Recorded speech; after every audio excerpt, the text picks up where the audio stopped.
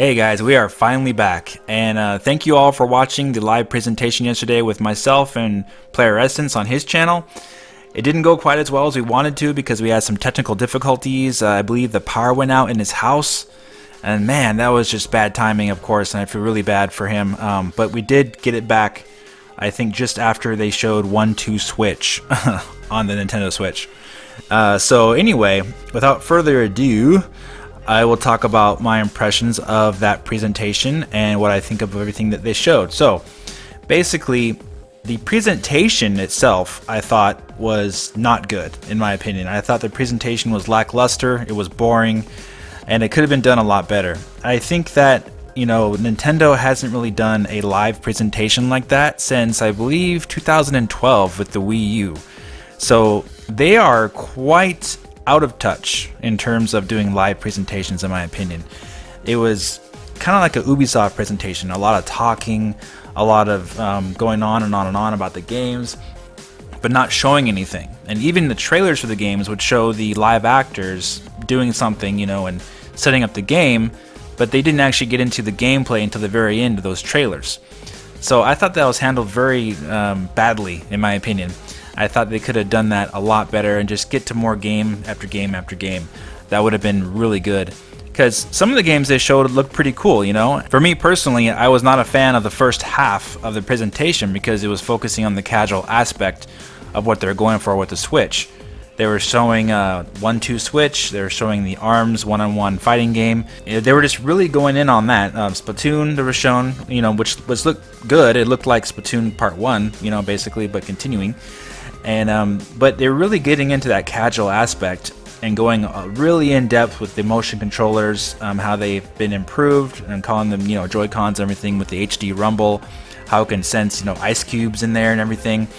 So they're really going into that, and that really did not interest me very much because, you know, I've been there, done that with the Wii and the Wii U. We were going through motion controls for 10 years already, so actually going on 11 years now. So that is cool that they kind of enhanced those motion controls because the uses of it looked kind of interesting in the ARMS fighting game where you could, you know, go spar with your friend, you know, one-on-one, local multiplayer. But in regards to me personally, that's not really something I'm into anymore. I've tried that with the Wii, so I'm kind of done with the whole motion control thing. You know, that was the whole point of Nintendo saying we're going to move ourselves away from the Wii with the NX, basically be trying something different with the next system, I thought. So this does look different in a sense, but it's not completely different from what I was expecting in that sense. They didn't really highlight the Pro controller of the Switch that much. Obviously, it's, you know, it's a standard controller, so I guess that makes sense they didn't do that. But I really wanted to see more games in the presentation, so they really started getting into it a lot more in the second half of the presentation. That's when things started to pick up. But they still had those dry moments when they had, you know, Sega come out and they had Suda51 came out and just talk about their games that they were going to be making, but not actually showing much of anything. But I am a huge fan of Suda51 and No More Heroes, so having another No More Heroes game would be really awesome if they can do that. But again, we didn't get to see anything. So, and I was reading about today that the game is just starting development, so we might not see anything about that game for another year or so. You never know. So of course you may have guessed, but my favorites of the presentation were Super Mario Odyssey, Xenoblade Chronicles 2, and of course The Legend of Zelda Breath of the Wild. Those are my three favorites from the presentation. I thought Super Mario Odyssey looked really cool. It was expansive. You could run around the city or run around in these different areas, jump around, jump on Mario's hat. They even teased some kind of secret element of the hat that you could use in the game. So I thought that was really fun looking, you know, but I still would have wanted to have a little bit more explanation about the game, more in depth. Of course, maybe Nintendo would do that at a future time. I was really surprised in seeing Xenoblade Chronicles 2 because I wasn't expecting that. I thought that was a big surprise because we had heard rumors that the Switch was going to be getting a Xenoblade Chronicles X port coming to it. So I wasn't expecting a brand new game, I was expecting a port. So that is good news that the ports in the presentation was a lot less than what I was expecting.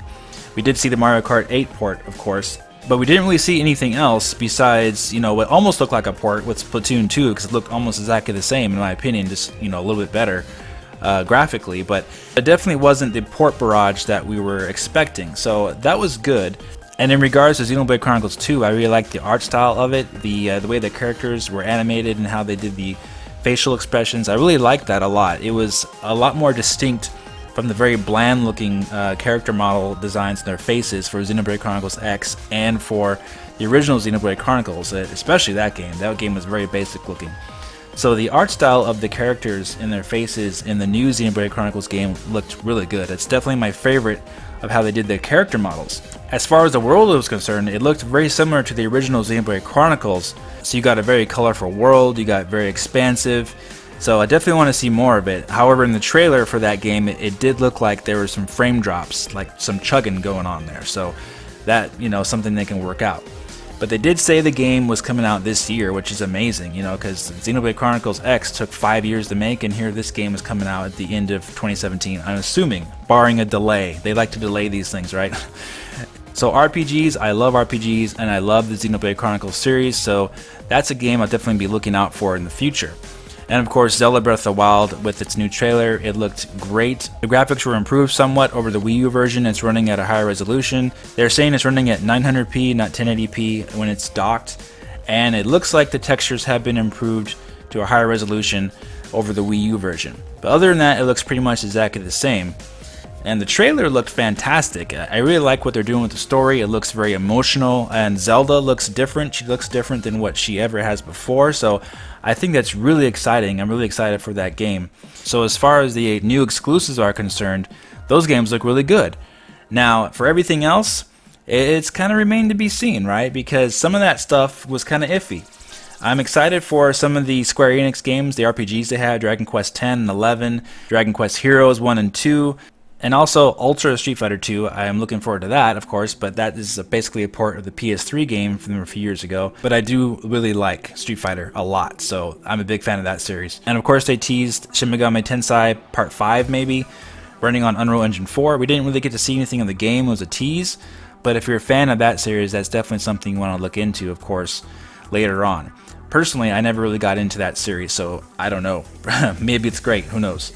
But if you're a fan of that series, I'm sure you want to look into that. Then, of course, they teased Fire Emblem Warriors, which would be basically like Hyrule Warriors. So Fire Emblem is being taken into the pure action area. So I can only imagine a Fire Emblem game with the story and everything of a regular Fire Emblem type of game, but with the gameplay being like Hyrule Warriors. So if you like that, you should be excited. And then you had some ho-hum kind of, announcements from EA. The guy on there didn't look very excited, even though he said it was the most amazing time of his life to be there. He really didn't look like he was very excited at all. But EA announced FIFA for the Nintendo Switch and Skyrim. And it was just revealed today that FIFA for the Switch is going to be based on the PS3 and Xbox 360 versions, I guess, from a couple years ago or something like that. But it's not based on the Xbox One or PS4 versions, which is unfortunate. But hey, it's getting FIFA, so there you go. Skyrim didn't really look anything different from what the 360 version looks like, in my opinion. And again, I was never really excited for that game in the first place, since, I played that game 5 years ago. So hey, but like we said, the exclusives are where it's at. And that's one thing where I think the system is going to have a lot more of is exclusives. But this presentation was disappointing to me because we didn't get enough, really. It was a lot of exposition, a lot of talking, a lot of dancing on stage, a lot of posing and explaining and all this stuff. So I really thought the presentation could have been a lot better. But like I said, the 3 games I liked the most were what I mentioned before. And unfortunately, the last video I did talked about AAA third-party support. Unfortunately, it doesn't look like we're going to be getting anything like that I can tell, at least from that presentation, at launch or maybe a little bit down the line. We don't know for sure yet, but you would think that EA, Activision, Ubisoft, Capcom, those companies would be announcing their big heavy hitters in that presentation if they were coming.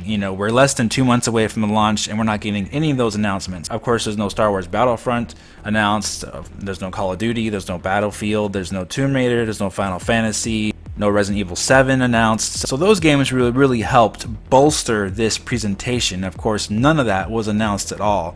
So less than 2 months away from launch, you would think that the system will be getting those games if they were coming. So it doesn't look like at this time those games are going to be coming, but the Switch is going to be heavily relied upon RPGs, which, hey, we love RPGs, indie games, and Nintendo first-party games.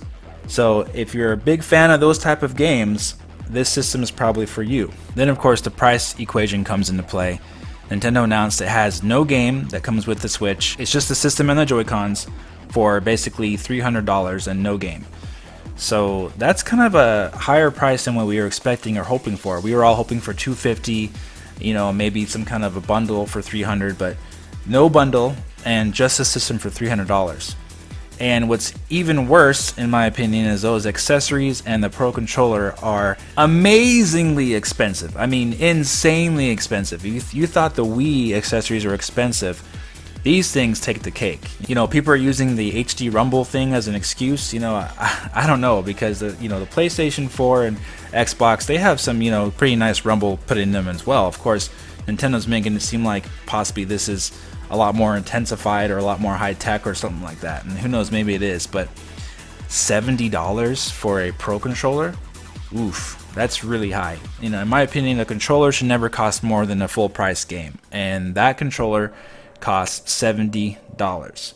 Then you got individual Joy-Cons that cost $50 each, or you can buy a bundle of 2 for $80.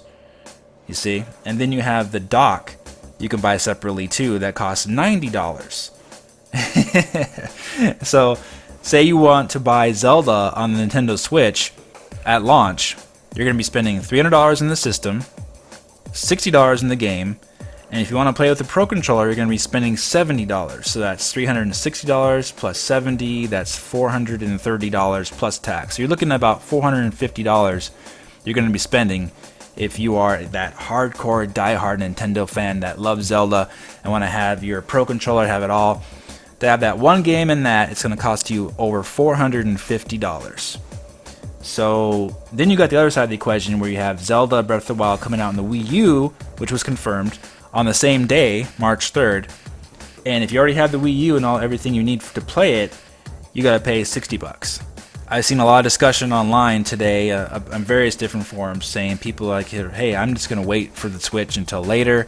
I'm going to buy the Wii U version of Zelda and be happy for $60. And, they don't feel like paying over $400 to play Zelda, when the improvements are really not that much. I've seen side-by-side comparisons of Zelda to the Wii U version and the Switch version. And the difference, while it is noticeable, it isn't that much. And it was noticed in the demo that I'll show here briefly that the Switch version has some frame rate problems in this demo. Now, hopefully they patch that out before release, but as you see here, there's some big frame rate drops when the game gets into the higher grass, taller grass areas, which is a concern. The Switch is supposed to be more powerful than Wii U, and obviously it is. It's running at a higher resolution, but there's something not right there. The game having that bad of a drop less than 2 months before release. So hopefully there's some kind of a day one patch that fixes that.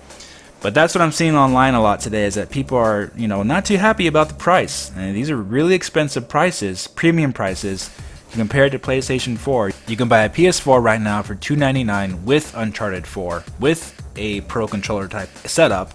And of course, Sony cleverly placed that brand new trailer for Horizon Zero Dawn the day before the Switch reveal.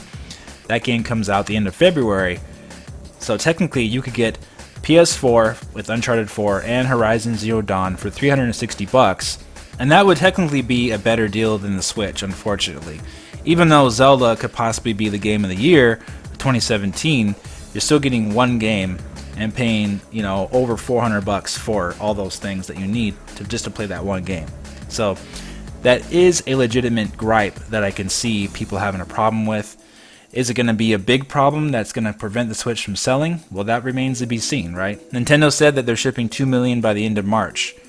So the Switch comes out March 3rd and they're shipping 2 million. I really hope this thing's not going to be supply droughted. Nintendo might have to push more stock into stores if there's not more demand for it. So that remains to be seen. It was also revealed that the battery life is 2.5 to 6 hours long, and that it takes 3 hours to charge the battery.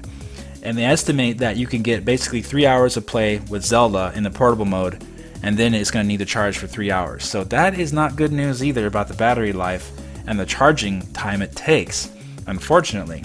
You would hope that everything like this would be great news, but unfortunately there is some detractors to the Switch that are causing some people to scratch their heads. 3 hours of battery life, 3 hours of charge time. I don't know. But obviously that game is better played at home, so who knows, maybe people will be playing that game at home mainly and for a short burst when they're away from home. So the main question is what will sell the Nintendo Switch? Will it be Zelda on launch day, or will it be these mini game type of things where they are focusing on the casual audience? Because basically that's what they're pushing here in this reveal presentation that they had, was the 1-2 Switch, and in the Treehouse Live event they were pushing Snipper Clips, which is a 2-player puzzle game that looks really fun actually, that you can play with a friend, and that game looks really addicting. They could be pushing that game as well. But the 1-2 Switch game, that is a full-priced retail game. So I can't imagine that game costing $50, where basically you're doing some really basic tasks in the game with 2 players. I don't see people paying full price for that game. $20 maybe, but not full price. So that's the question. What is Nintendo's direction? Are they going after the casual audience, or are they going after the core audience? What exactly are they doing? Another question is what about third party? Does third party matter still? Are they going to just be focusing on RPGs and ports from old systems? That remains to be seen, guys. Anyway, I'm optimistic, and I want to see more of those exclusives. So let me know what you guys think in the comment section. If you enjoyed this video, please hit that like button, subscribe, and comment, and I'll talk to you very soon in the next video. Take care.